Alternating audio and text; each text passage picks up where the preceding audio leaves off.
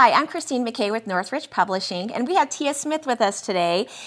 She is kind of taking our Reader's Challenge. So in our May issue of Scrapbook Trends, we kind of put out a challenge of what's your favorite tool, or what tool do you always, are you always reaching for?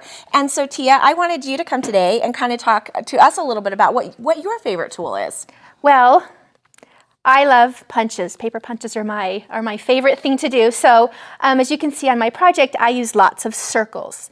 Circles are kind of, circle punches are a staple. I think you use circle punches all the time. So I decided to use circle punches and then all sorts of circles on my project. So that's what I'm going to show you how to do today. And you know, circle punches, that's actually one of my favorite go-tos as well, because it's just, it's so universal. You can use it for so many different things. Right. And this is absolutely gorgeous. So I'm excited to find out how you were able to wrap paper around the embroidery hoop, because when I try to do it, I like bend it and rip it, so. Right. Well, if you think of embroidery hoops, most of the time they have fabric on them, and I am kind of a self-professed fabricaholic. I don't sew, I don't do anything like that, but I have gads of paper. So I thought, I'm going to try and put embroidery and paper on my embroidery hoop. So I'm going to show you guys how to do that today. So basically, this is a 10-inch hoop, and if you've seen an embroidery hoop, they come in two different sizes, or not sizes, I'm sorry, two different sections, and we're going to work with the inside section to make the base of our embroidery hoop there. So all you do is take that inside section, and you're going to lay, I want this pattern to be showing, so you're going to lay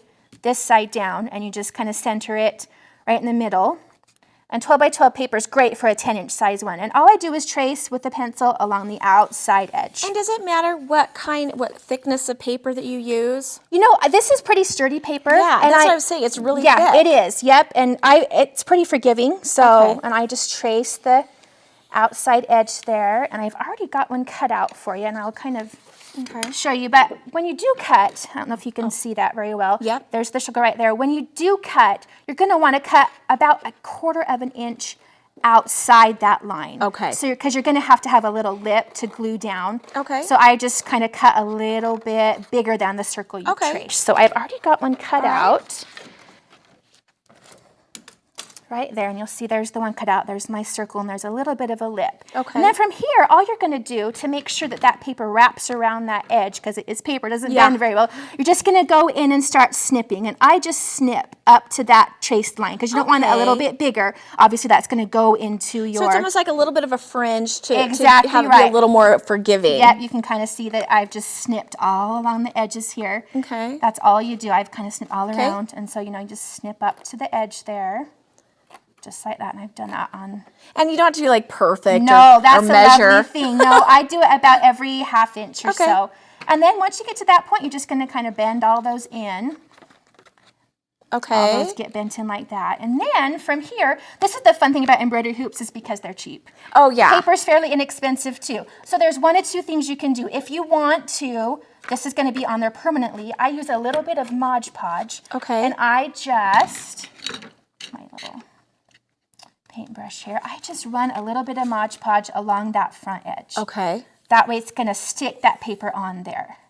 That's if you want that to be permanent. Now with paper, the kind of fun thing is you can change it out. Yep. So say you paint your room or whatever, you can change your paper to match your decor. I love that. This is such something good for holidays too. Oh, definitely. Because you can just switch it out. You sure can. So all I would simply do is just put the paper on there.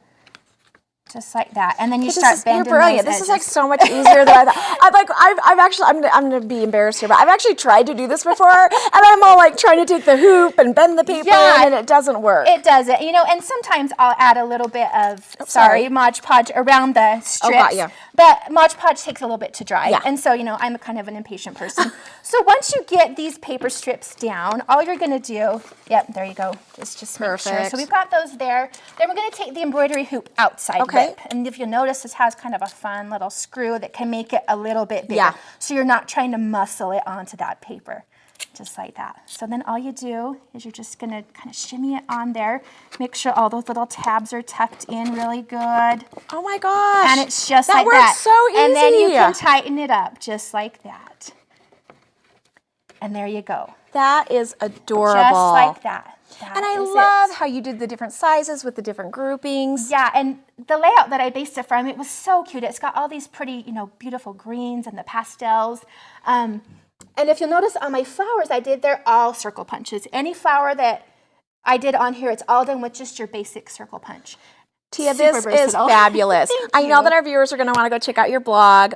Tell us again what the address is. My blog is simply-tia, T-Y-A, at blogspot.com. And I also blog at heartlandpaperandalittle.more.com. It's my local scrapbook store that I just love. So I'm there too. So great. So if you're in Utah, you can stop by and take one of your classes, I Yes, assume? yes. Great. I'm there. All right. Thank you so much. And if you haven't already picked up an issue of the May Scrapbook Trends, it is on newsstands now. And we'd love to hear what your favorite go-to tool is. So simply leave a comment on our Facebook page.